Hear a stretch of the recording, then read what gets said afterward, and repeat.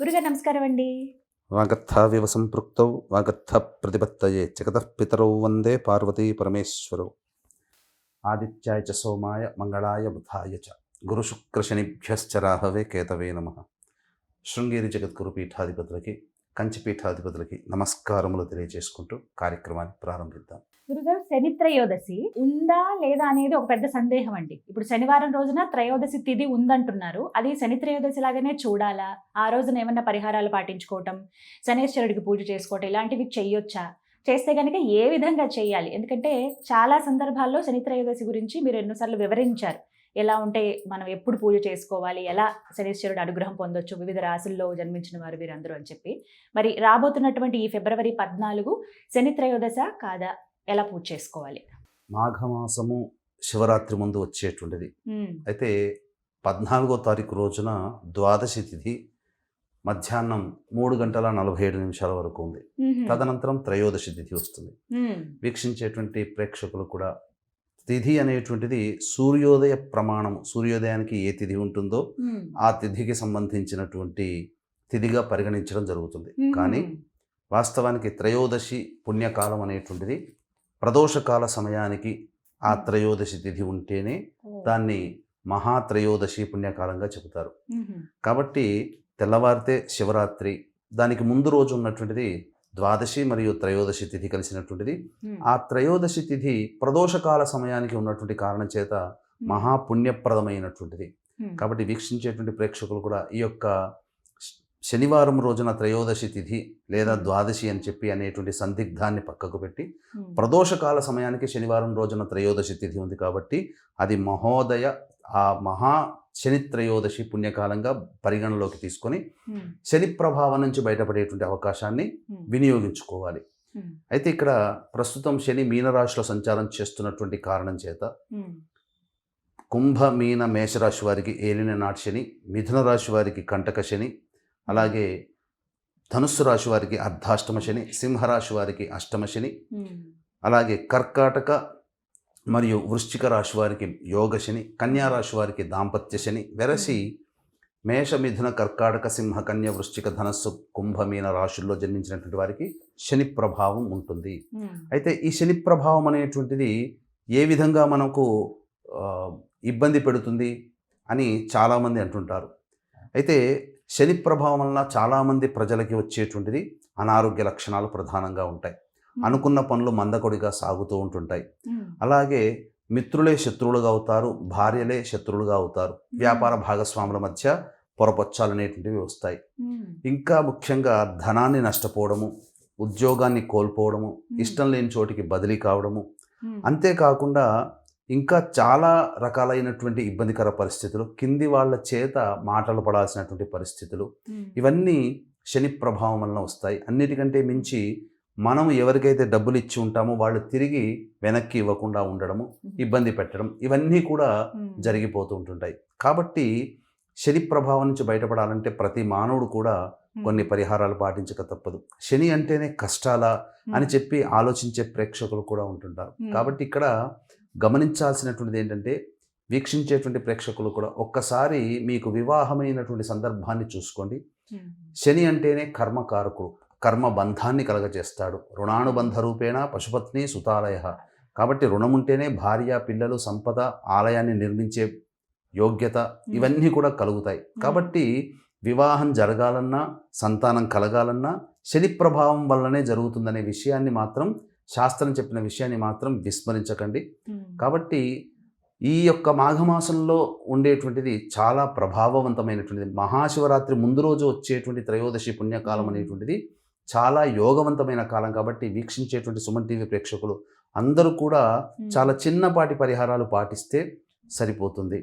కాబట్టి పూర్వాషాఢ నక్షత్రం 6:12 సాయంత్రం వరకు, సూర్యాస్తమయం 6:14 వరకు ఉంది. కాబట్టి ఉత్తరాషాఢ నక్షత్రం ప్రవేశించిన తరువాత, అనగా సూర్యాస్తమయానికి, సరిగ్గా సూర్యాస్తమయానికి కొన్ని పరిహారాలు పాటిస్తే సరిపోతుంది.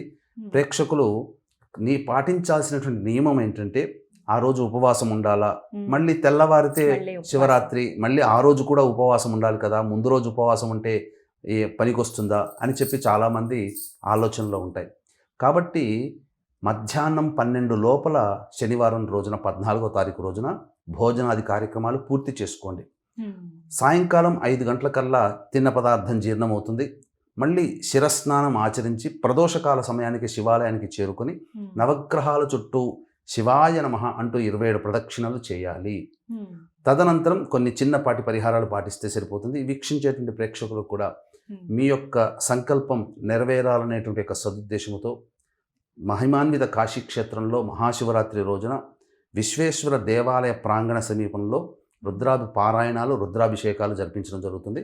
15వ తారీఖు సాయంత్రం 6 గంటల లోపల మీ గోత్రనామాదులు నమోదు చేసుకోవచ్చు. అలాగే 17వ తారీఖు రోజున పంచగ్రహ కూటమి, మాఘ అమావాస్య మరియు సూర్యగ్రహణం సౌత్ అమెరికాలో కనిపిస్తుంది, మనకు ఉండదు. కనిపించని మన గ్రహణానికి మనం నియమాలు ఆచారాలు పాటించాల్సిన ప్రభావం ఉండదు, పాటించాల్సిన అవసరం లేదు. కానీ గ్రహణం ఏర్పడుతున్నటువంటి రాశిరీత్యా కుంభరాశిలో ఏర్పడుతుంది కాబట్టి వృషభ, మిథున, కర్కాటక, సింహ, తుల, వృశ్చిక, మకర, కుంభమీన రాశిలో జన్మించినటువంటి వారికి ఈ గ్రహణ దోష నివారణార్థమే 17వ తారీఖు రోజున మధ్యాహ్నం కాశీక్షేత్రంలో 3 గంటలకి గ్రహణ దోష నివారణ పూజలు, హోమాలు, చండీ హోమము, మృత్యుంజయ, రుద్ర, సుదర్శన, కాలభైరవ, శనిదోష నివారణ హోమాలు జరిపించి శక్తిపాతం చేసినటువంటి కరుంగలి మాల ఇవ్వడం జరుగుతుంది.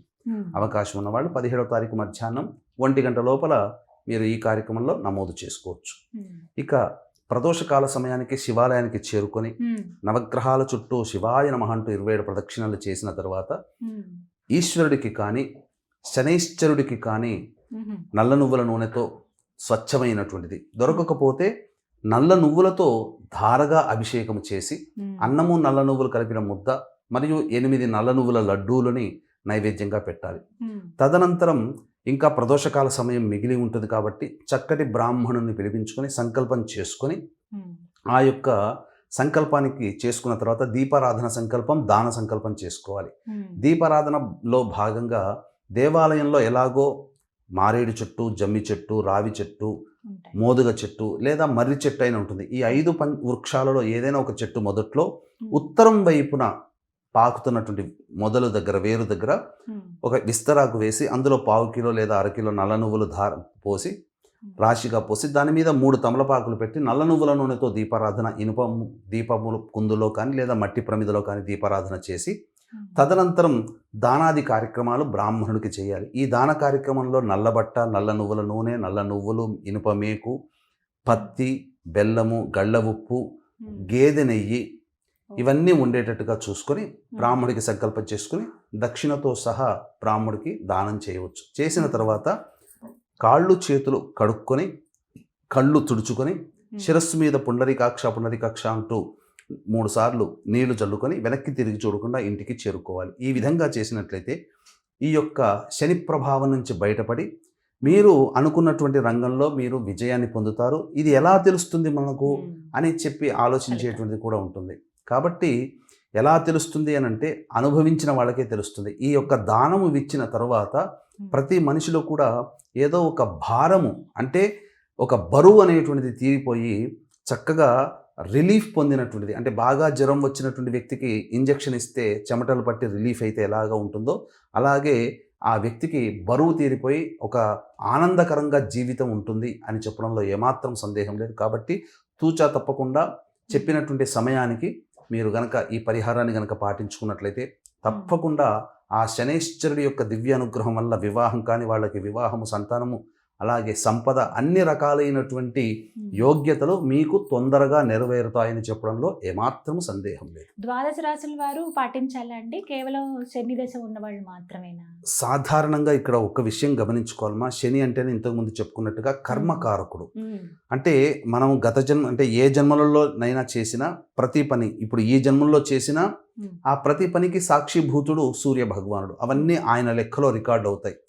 ఆ సాక్షిభూతుడైనటువంటి సూర్య భగవానుడు ఏదైతే నమోదు చేసుకుంటాడో ఆ యొక్క సంబంధించినటువంటి విషయాలన్నీ మరుజన్మ ఎత్తినప్పుడు అది శని భగవాని చేతిలోకి వెళుతుంది.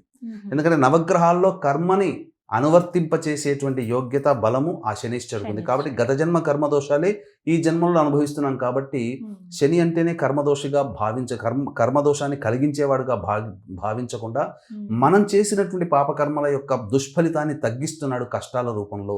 అంటే మరి ఎట్లాగో కష్టపడక తప్పదు కదండి, మరి ఎందుకు చెయ్యాలి ఇదంతా అనంటే మనము ఏదైనా కానీ పని అనుకున్నప్పుడు ఆ పని మనకు కొంత దుష్ప్రభావం పడక తప్పదు, కానీ దాన్ని అనుభవించే మనస్సు మనకు కలుగుతుంది. ఆ యొక్క అన్నిటికీ మనస్సే ప్రధానము. ఎందుకనంటే దెబ్బ తగిలినప్పుడు నొప్పి తగిలినా ఆ నొప్పిని మన మనస్సు ద్వారా, మన శరీరం ద్వారా మన మనస్సు పొందుతుంది. తద్వారా మనం బాధపడతాం. ఆ దెబ్బని భరించగలిగే శక్తి మనకుంటే, శరీరానికి ఆ శక్తి ఉంటే మనస్సు బాధ కలగదు అనేటువంటి విషయాన్ని దృష్టిలో పెట్టుకొని ఆ విధంగా మనం అనువర్తింప చేసుకుంటే శని భగవాన్ వల్ల వచ్చేటువంటి కష్టాలు ఉన్నా ఆ కష్టాలను ఎదుర్కొనే మానసిక స్థైర్యము, ధైర్యము మనకు కలుగుతాయి. తద్వారా మనకు ఆ బాధలు బాధగా అనిపించవు. చక్కగా వివరించారండి. ధన్యవాదాలు గురుగారు. సర్వం శ్రీ ఉమామహేశ్వర పరబ్రహ్మార్పణమస్తు.